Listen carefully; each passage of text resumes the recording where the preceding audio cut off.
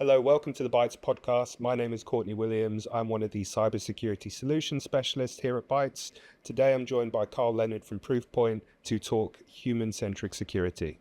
Carl, would you like to give yourself an introduction? Sure, I'm a cybersecurity strategist at Proofpoint.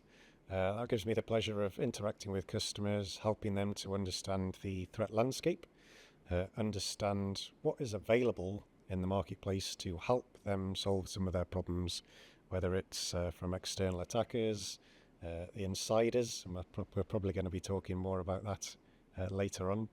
But yeah, really to help them understand what they could be doing to enhance their security posture.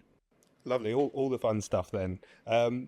So today we are here to talk about human-centric security. So for our listeners, what is human-centric security and why is it important? Right. So that's a very good question. It needs clarification.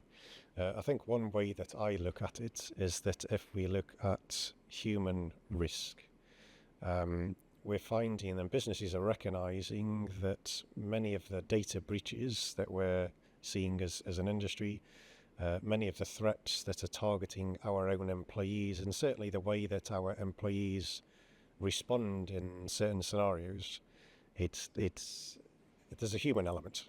You know, you've probably seen some of the research around 3/4 of data breaches have a human element to them. And if you look at the kill chain of an attack, the life cycle of an attack, there's various touch points where it's the human being socially engineered, the human being manipulated, and that human is our employees. And it's come to recognize that that is the case, and human-centric security is Proofpoint's response to that. We've been working on this for several years, so we've learned a few things, and one of those is that CISOs have recognized that the biggest vulnerability, the concern they have over the next 10 years is this risk being brought in from a human perspective. So human-centric cybersecurity is more than just security awareness training. It's trying to prevent an attack from even getting into the employee's inbox. We know that email is a number one threat vector. We're trying to make sure that there isn't opportunity for the human, the employee, to interact with that threat. Likewise, it's recognizing that the threat can come from within, the so-called insider threat. So there's certain things we can do with some of the cool tooling that we have nowadays, certainly enabled by artificial intelligence, machine learning, to understand the intent and the behavior of employees if they're trying to steal data. For example, I always like to look at use cases and scenarios. When someone's trying to leave an organization to go to their next employer, 40% take data with them. I don't know if that's sort of a concern that you're seeing within your customer space. Yeah, definitely. We see because people want to start in a new organization with the same momentum they had at their previous. Right. And an easy way to do that is to take a customer base that you've already worked with. So yeah, we are seeing that in our customer conversations as well. It's how do we stop that data from being exfiltrated by those, call them malicious users, but it might not be a malicious intent, but that's what we have to dub it. Essentially, we're all working with data that's fragmented. It's in the cloud. We've worked hard to create that data. So you can, when you think about the mindset of the employee at that moment, they've worked on that project for probably a few months. They've interacted with those customers and worked with them. And now, they want to get a foot up, move into their next organization. They feel like it's rightfully theirs because they've put so much time and effort into those customers. And that's what human-centric security is about. It's recognizing that people have got various intents, whether it be nefarious or otherwise. Sometimes they just want to do a good job, and they just make mistakes. And it's the very nature of humans that we all make mistakes. And funnily enough, in our surveys, 7,500 individuals, employees, we found that they know that they're doing a risky action. They know that they're making a mistake, but they do it anyway because they just want to do a good job. Yeah, and I suppose that sort of leads towards the shift away from security awareness training, because we were having a discussion beforehand that people know how to pass security awareness modules. You get the same module every 6 months. Yeah, you click through. Repetitive. So you've seen it before. Yeah, so that shift towards human risk management and understanding the human behind the risk, what makes it so appealing? What is it beyond security awareness training that it offers? Yeah. So the good thing is that there's been a focus on human-centric security. Whilst Proofpoint have been doing it for years, even analysts now letting CISOs know that it's probably in their interest to pivot to human-centric security, because it is multi-layered. It's not just cybersecurity awareness training. It's around acknowledging that threats can come from the outside to try and get hold of the credentials of your employees and obtain the identity of those. Because if you're looking at in some of your tooling within your SOC and you see user A moving around your environment, accessing cloud shares and looking at data that they perhaps haven't done before, is it them under the control of that identity, or is it someone else? It's things like acknowledging that business email compromise, BEC attacks, are costing businesses 80 times the amount that ransomware costs. And what's the goal of BECs? To manipulate people. And of course, phishing, social engineering. We've been dealing this for decades as an industry. But if we apply this lens of what's the risk from a human perspective, then we can start to see that it is better to prevent, pre-delivery we call it, analyze those emails before they land in the inbox, stop those threats getting into your organization, so you then don't have to clean up the endpoint. Because people will click, people will interact, we discussed earlier, people make mistakes. Get tired. Yeah, exactly. Yeah, we're humans after all. But 1 in 7 employees will click a malicious link that's in their inbox within 60 seconds. So we're up against the human curiosity as well. So if we can stop those attacks coming in a preventative manner, so we're not so reactive, we guide people, not just train them every 6 months for 10 minutes and expect them to remember their training, but we can use cool things like nudge theory that guides them in a particular way to say, hey, deliver this just in time to say, you've just clicked on a link that we think is not so good. Are you sure? Just to give them an opportunity to make the best decision. We see this also in the space of misdelivered email or misdirected email. If I'm composing an email to one of my colleagues, John, at a.com, and that's the person I'm normally interacting with.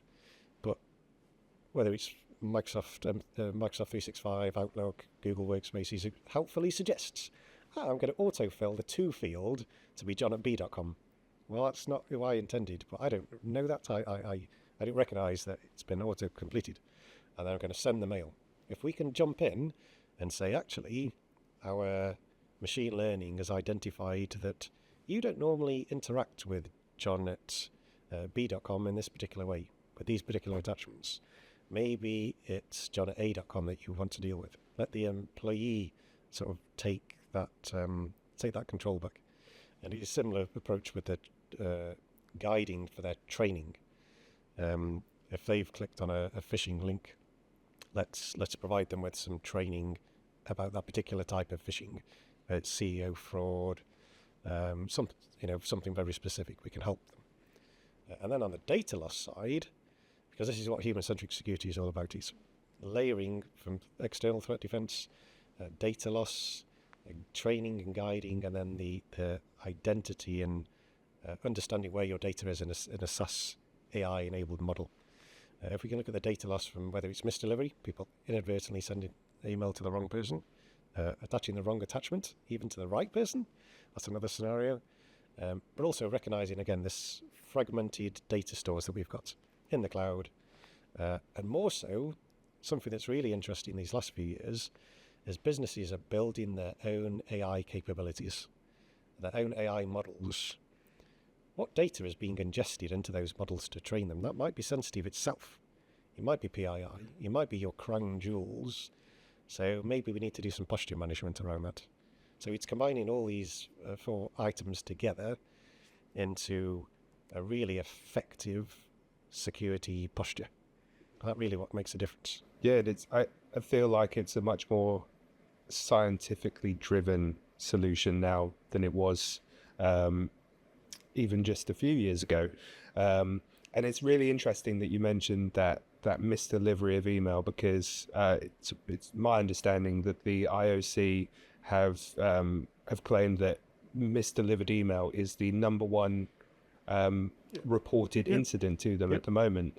And I suppose that builds into this new threat landscape as well, people understanding or not understanding where their data has gone and having that traceability aspect to understand it. So apart from the misdelivery, what other threats are we seeing within the landscape? What new threats are there? Yeah, so from an external perspective, attackers are always going to adapt. So any security solution needs to be adapting as quick or even faster than them. One of the things that we saw a pivot to is because of wide adoption, and I'll touch on that point in a little while, because of wide adoption of things like QR codes, they're commonplace now. You know, if you go to a restaurant, you look at the menu by scanning the QR code. If you're on public transport, you scan a QR code and you get a timetable. If HR ping you and include a QR code to look at a handbook or a pensions update or something like that, you scan it with a QR code and it takes you to a link. It's not always easy for the end user to know where that's going to take them. It might be a URL shortener as the immediate URL that's presented when your phone scans the QR code, and then it takes you off to somewhere. So attackers know this and use this to their advantage, because they know that people are going to be, as I said, 1 in 7 click a malicious link within 60 seconds. So they're going to scan a QR code real quick as well. So these are really difficult to detect. So you've got to do. We've got a AI machine learning stack called Nexus, and we've got a specific module just for computer vision. So that's where we can analyze things like QR codes that it's not immediately obvious there's a URL behind it or a malicious payload. It's just a graphic, just like a barcode that people are going to scan, and we can analyze that now.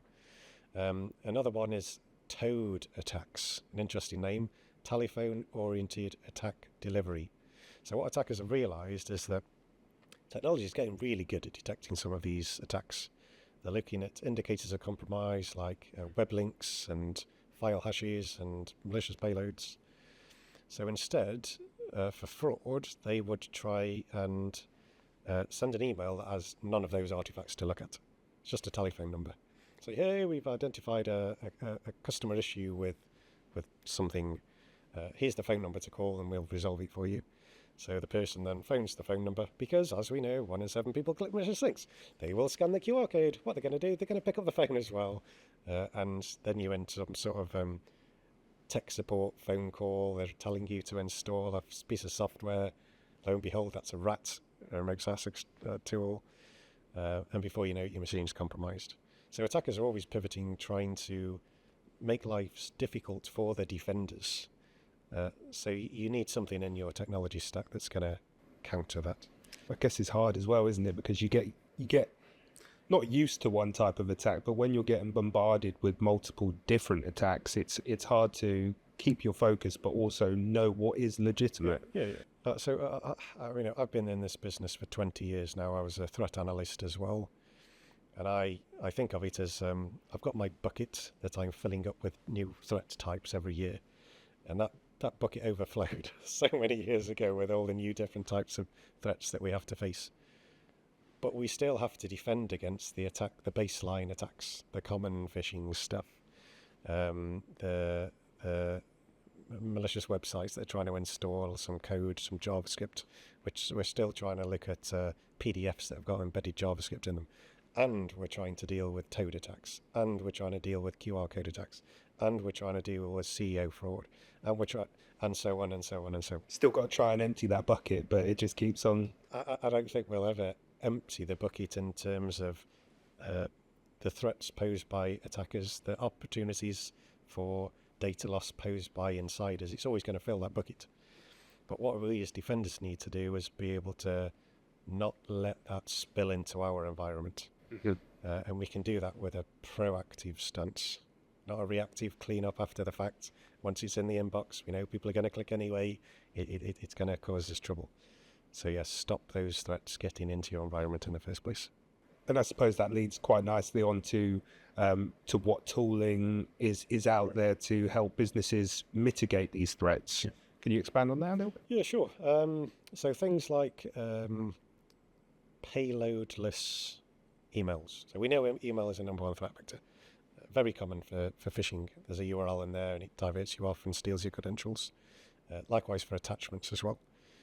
We're seeing trillions of emails, billions of attachments every day. But the payloadless stuff is just text.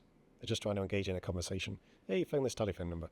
Hey, can you adjust this invoice to pay into a different bank account? You need to be really smart in how you handle that. So we've built models that look at intent and linguistics. So language models that allow us to understand that this is, with high confidence, 100% this is bank fraud, for example. So we've built out those models. So AI, machine learning is absolutely our friend, and we can use it just as we know the attackers are using things like Fraud GPT, Worm GPT to craft these super sophisticated lures. We as defenders can use it almost against them. Also, if you've ever worked in a SOC, you'll be fully aware how complex these attacks can be in terms of their IOCs, their artifacts. When I was an analyst, I used to be able to begin to recognize a particular family of attacker campaign, we used to call it, based on the ICs, the MAC addresses they might have within a network, even the file hashes of the payloads. I'm like, yeah, seen that one before. Nowadays, we can use generative AI to summarize that family of attack so that it can be escalated up to the business and say, hey, we've seen this in our environment, but don't worry, we've handled it. So that sort of generative AI approach can be applied to help us understand the threats they're at. And then you've got your cool things like, again, we're speaking about human-centric cybersecurity.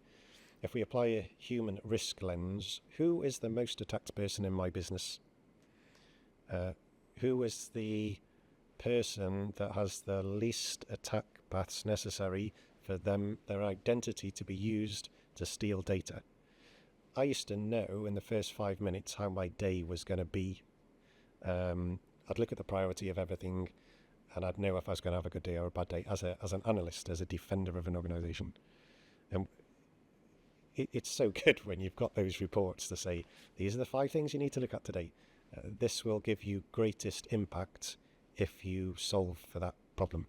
Or rather, this was the employee that had potential for the largest blast radius, so should their identity be stolen. But don't worry, we've done certain things in an automated fashion. We've locked their account. We've recognized that there's impossible travel. You know, this notion of someone logging in from somewhere that you can't physically get to in that durations compared with the last login. We can compile all of that things together and look for behavioral anomalies. So you're looking at things like behavioral AI, semantic AI, so that's the language, the natural language processing algorithms that we can use. Of course, you've got to have threat intelligence. We're not saying that, remember, in that big bucket of all of the old school threats, we need IOCs, we need file hashes. They're absolutely great for identifying known stuff. So we still need to have all of that. That's why we process trillions of email and billions of attachments. We have to. But it's the unknown stuff. You know, what are we going to be hit by next? You need a counter for that. And that's where the applying machine learning into your detection stack, as we've done for decades, is really going to be impactful. So we've touched upon generative AI and the summarization of what can be done with generative AI, but what do you think is next? What more can we do with Gen AI, and also what more can hackers do? Right. Yeah. So the adoption of generative AI into the real world applications has been phenomenal. I don't think we've ever seen anything like it. And it's an interesting one because businesses want to leverage it and employees want to leverage it. And there's a difference between the two. So let's again look at the history, and because that always helps us. There's always a lesson to be learned. So things like bring your own device. When employees wanted to bring their personal devices and connect to the corporate networks, BYOD, we figured out how to handle that as an industry. We had a tooling, MDM, mobile device management, and we trained users on what to do and whatnot. And then there was cloud app use, so shadow IT, where employees wanted to spin up cloud applications to just do their job more efficiently. The IT teams, the business perhaps didn't want them to because they hadn't risk assessed those applications. So shadow IT became a thing, and we learned how to handle it. We did risk assessments on the apps. We could mark the severity of the potential for data loss via those apps, and we were able to lock some apps down. So we handled that as an industry. The business didn't really want people spinning up these cloud applications that weren't risk assessed, and the employees did because they wanted to make their lives easy. Generative AI, though, the adoption has been so rapid and so widespread in our personal lives as well as in the corporate workspace, because the business wants people to use it because it knows their productivity can go up. It helps them with things like content generation, of course. I mean, who knows in 2, 3, 5 years' time, are we just going to be avatars with an AI chatting amongst ourselves? Who knows? Holograms. The business wants people to be productive, whether it's for doing spreadsheets, doing data analysis, code review, even administering management of a team can be done with Gen AI, and you can really cool stuff. And employees want this as well because they know it makes them productive and efficient, and it comes up with cool ideas. So I think the IT and security guys kind of stuck in the middle of recognizing that the business wants this to happen, employees want it to happen, and then try to sort of broker a common understanding that let's just pause for a moment and just think about this. Let's not put customer data into the AI tool. Yeah. So there's one CISO group that I follow. They actually recommended that businesses have a dedicated acceptable use policy just for Gen AI. Beyond just the use of the web in a corporate environment, use of email have a dedicated one just for generative AI.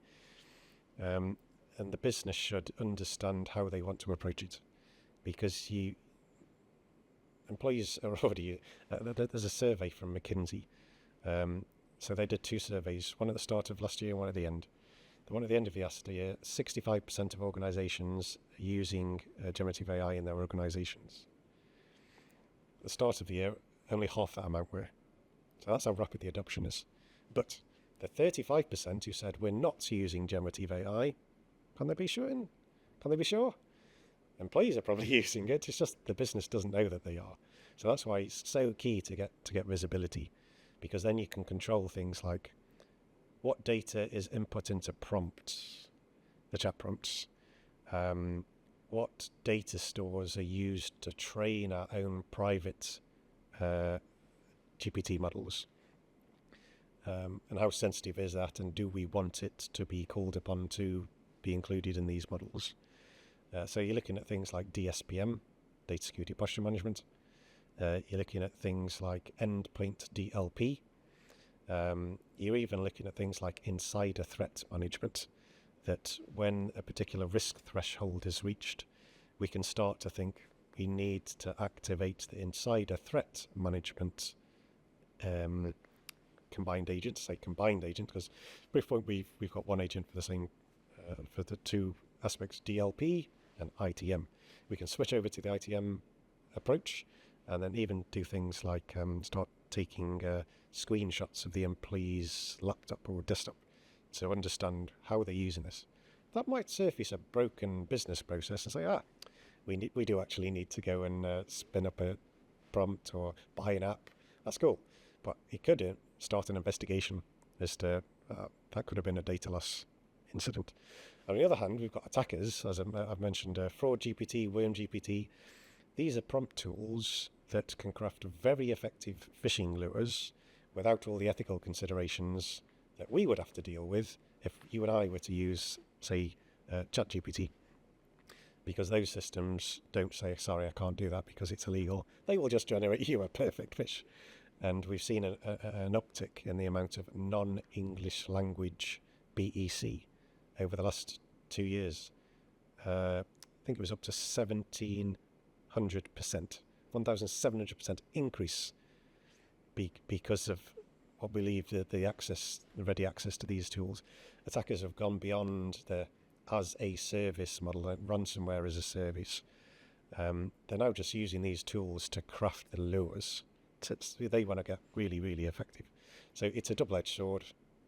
Businesses need to figure out how their employees should handle it and recognize that attackers are using it. So arguably your email security needs to be super effective. Stop the attack getting in the first place, be preventative. Well, I think that's all that we can cover today, but thank you so much. I found it really, really insightful, and I guess the key takeaways for myself, and hopefully that will resonate with the listeners as well, is that there has been a shift away from security awareness. It is now this human risk, understanding the risk each human poses to your organization, especially with the rise of generative AI and how, like you just said there, how much of a double-edged sword it can be. It can be great for productivity, but what happens when you don't have any visibility of what is being ingested into that platform, and how that can also be used against your organization, and the rise of AI within the threat landscape.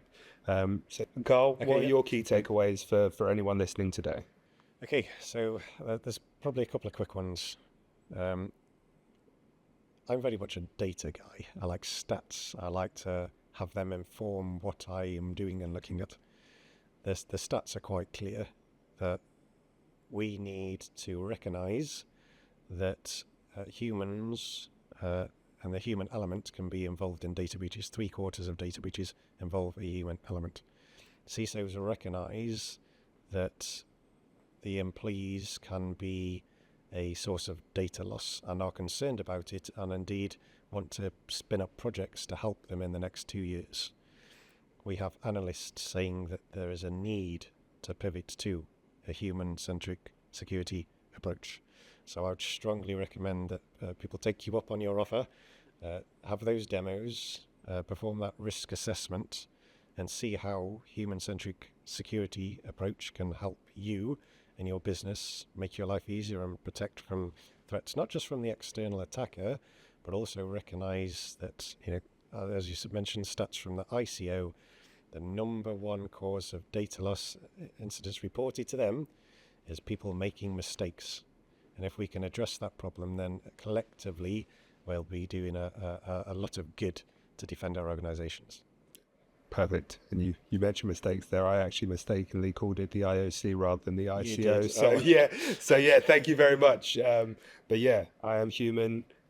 See, we there make you mistakes. There we go. Human-centric, not security in this element, but there we go. Thank you again for your time, Carl.